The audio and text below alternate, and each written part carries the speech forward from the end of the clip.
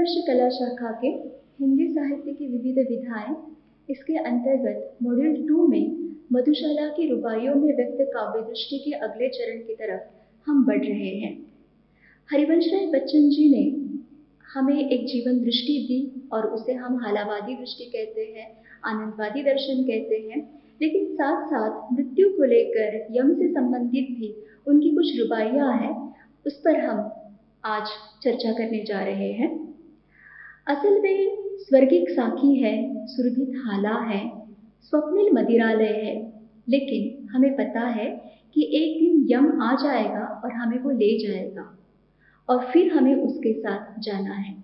लेकिन जिसने मदहोशी में जीना सीख लिया है, जिसने मधुशाला को जान लिया है, जिसके पास वह मस्त मौलापन है, वह जीवन के अंतिम बेहोशी तक अंतिम प्याला ले लेता है। वह मस्त मौला होकर जीता है क्योंकि उसे भी पता है कि जीवन क्षणभंगुर है, वह नष्ट होने वाला है और अंत तक वह उस प्याले को पीता है।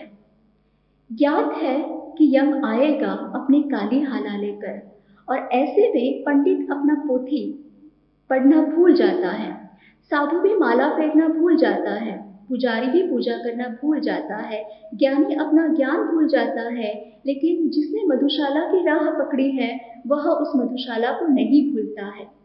इसीलिए हरिवंश राय बच्चन जी अपनी इच्छा व्यक्त करते हुए कहते हैं कि उनकी मौत के बाद अगर उनके अधरों पर अंतिम वस्तु तुलसी दल न हो तो चलेगा, लेकिन वह प्याला जरूर होना चाहिए, वह खुशियों का प्याला है। उनकी जीभा पर अंतिम वस्तु गंगा जल न हो कोई बात नहीं, लेकिन हाला यानी शराब, आनंद रूपी शराब जरूर होनी चाहिए। उनके शव के पीछे जो चलने वाले लोग हैं वे राम नाम सत्य है, राम नाम सत्य है, चाहे कहे या न कहे, लेकिन मधुशाला मधुशाला उनको जरूर कहना चाहिए, क्योंकि हमें पता होना चाहिए कि जीवन शाश्वत नहीं है, वह स्थिर नहीं है। जीवन है, कल नहीं है, क्योंकि हम आए हैं आज और निश्चित रूप से कल हमें जाना है। क्रूर कठोर यम आ जाएगा और उस अन्यायी यमराजों के सामने भी आड़ करेगी मधुशाला। जिसने उस मधुशाला को जाना है, जिसने उस मस्त मौलेपन को समझा है, वह निश्चित रूप से उस रास्ते पर आगे बढ़ता जाएगा। फिर उसे यम के डंडों की मार की कोई परवाह नहीं होगी। उसे चाहे फिर स्वर्ग में ले जाए, चाहे वो नरक में चला जाए, उसकी कोई परवाह नहीं होगी और वह खुशी खुशी कहीं पर भी जाने के लिए तैयार होगा, क्योंकि उसे पता है कि उसने अपने जीवन में उस प्याले को समझा है, उस हाला को जाना है, और जिसने इस जिंदगी के उस दर्शन को समझ लिया फिर और किसी चीज की जरूरत ही नहीं है। चाहे वो जीवित हो, चाहे जीवन के बाद मौत आए और यमराज लेकर चला जाए, लेकिन फिर भी इसकी उसे परवाह नहीं है। हमें निरंतर रूप से अभिलाषा करनी चाहिए कि मुझे मदिरा की तरफ आगे बढ़ना है। और पहले ही मैंने कहा था, यह मदिरा सामान्य मदिरा नहीं है, वह जीवन की आनंद रूपी मदिरा है, वह जीवन की जीवंतता से भरी हुई मदिरा है और उसी में हमें डूबना चाहिए। और इसीलिए हमें आपसी क्लेश, द्वेष, घृणा, मत्सर आदि भावों को दूर हटाना है। अक्सर हम कहते हैं कि हरिवंश राय बच्चन के काव्य में वह हालावाद है, आनंदवादी दर्शन है, तो क्या वह व्यक्तिवाद तक ही सीमित है? क्या वह व्यक्ति तक ही निर्धारित करें हम उसे? नहीं, ऐसी बात नहीं है। उनके यहाँ सामाजिकता की भावना भी बहुत ही बलवती नजर आती है। अक्सर हम धर्म को लेकर लड़ते हैं और हम धर्म को लेकर एक दूसरे के प्रति घृणा का भाव रखते हैं। इसीलिए बच्चन जी कहते हैं कि दुत्कारा मस्जिद ने मुझको कहकर पीने वाला, मंदिर ने भी ठुकराया।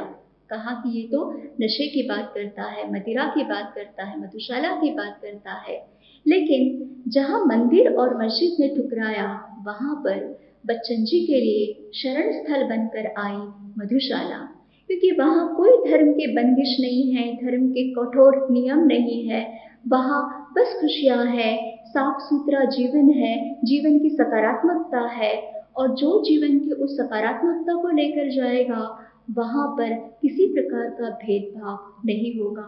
और इसीलिए हरिवंश राय बच्चन कहते हैं, आज करे परहेज जगत पर, कल पीनी होगी हाला। एक दिन हर एक की समझ में आ जाएगा कि हम धर्म को लेकर विवाद खड़ा करते हैं, इसकी कोई आवश्यकता नहीं है। जहाँ अभी है मंदिर मस्जिद, वहाँ बनेगी मधुशाला, क्योंकि प्यार ही अपने आप में महत्वपूर्ण है। धर्म की सड़ान को हमें दूर रखना होगा, और तभी हम जीवन में सही ढंग से आगे बढ़ पाएंगे। और इसलिए बच्चन जी कहते हैं, मिले न मंदिर मिले न मस्जिद, मिल जाती है मधुशाला। हम घूमते रहे, आगे बढ़ते रहे, हम विवादों में लड़ते रहे, लेकिन मुसलमान और हिंदू है दो, मगर उनका प्याला एक ही है। अगर वे समझे कि हमें जीवन की खुशियों की तलाश करनी है, तब कोई जातिगत भेदभाव नहीं रहेगा, क्योंकि बैर बढ़ाते मंदिर मस्जिद, मेल कराती मधुशाला। उस मधुशाला में किसी से कोई जाति नहीं पूछी जाएगी, किसी से कोई धर्म नहीं पूछा जाएगा।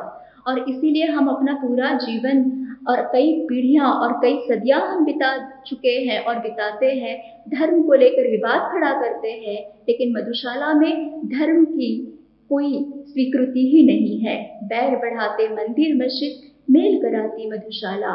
और इसीलिए चाहे वो नमाज पढ़ने वाला हो, चाहे मंदिर में जाने वाला कोई भी व्यक्ति हो, बस उसे चाहिए कि बस एक बार वह मधुशाला से होकर गुजरे, और तब उसे पता चलेगा कि मधुशाला ने उसका दामन पकड़ लिया है।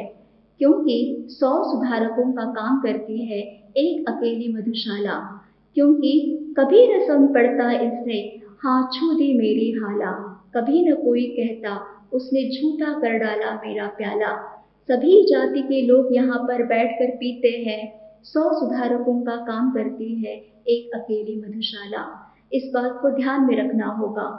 और मधुशाला के द्वारा बच्चन जी का जीवन दृष्टिकोण हमारे लिए बहुत ही महत्वपूर्ण है। हम कई बार समझकर भी समझने की कोशिश नहीं करते हैं। कई बार हमें पता रहता है कि दुखों को सहेज कर जिंदगी बिताना असल में जिंदगी बिताना है नहीं। हम अपने आप को स्वयं धीरे धीरे मार रहे हैं। मस्त मौला होकर जीना ही, खुशियों के साथ आनंद के साथ जीना ही वास्तविक जीवन है। लेकिन हम इस बात को समझने की कोशिश नहीं करते हैं। लेकिन मधुशाला के द्वारा एक अच्छी सी दृष्टि हरिवंश राय बच्चन जी ने हमें दी है, और इसीलिए उनकी इन पंक्तियों के साथ मैं अपनी बात खत्म करना चाहूंगी। और वो पंक्तियां हैं, कल्पना की अंगूलता से खींच कल्पना की हाला, कभी साकी बनकर आया है लेकर मधु का प्याला। कभी न कण भर खाली होगा, लाख पिए 2 लाख पिए, पाठक कण है पीने वाले, पुस्तक मेरी मधुशाला। उस पुस्तक के रूप में उन्होंने हमारे सामने मधुशाला को प्रस्तुत किया है, और उसकी दृष्टिकोण को हम समझें, महसूस करें, और उसमें हम डूबे, और तभी हम उस दर्शन की तरफ आगे बढ़ सकते हैं। धन्यवाद।